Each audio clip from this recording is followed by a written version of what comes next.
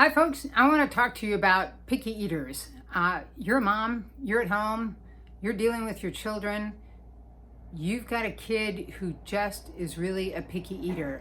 Now, what I've seen in my many years of experience is there's usually two different things going on. One is your child has trained you.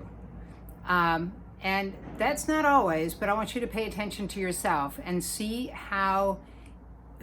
who's running the show. When a young child is given the opportunity to just choose all the time, they will. So when you're introducing foods, we know that if you repeatedly introduce foods, and if the foods that you're giving your child are the very foods that you're eating, it makes a huge difference. So sitting down at the table, taking the very food that you're eating, putting it through a little baby food grinder, giving it to them, just real food, not processed food, not canned food, just the food you're eating. There's wonderful baby food grinders. If you go to my resource page, I've got one of those on there. The other reason is your child doesn't feel good.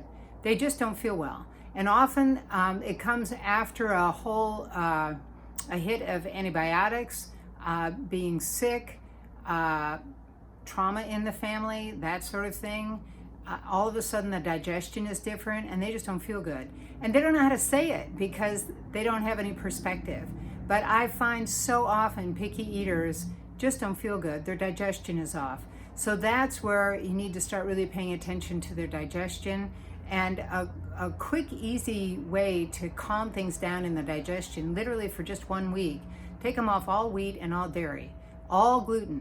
Okay, so that's wheat, rye, barley, oats, and all dairy products for 1 week. That's not going to hurt your child, and it will be very diagnostic as far as, wow, does their tummy feel better off of this? And the reason I'm using those two is those are the two biggest, baddest culprits in the field of picky eaters. So if that's the case, then you've got a diagnosis, and come on back to me and I'm gonna have other stuff on picky eaters. So I just wanted to give you an idea of what's going on with picky eaters, and the many times I've really helped heal kids by just getting them off wheat and dairy, actually gluten and dairy. So anyway, have a good day. Ciao.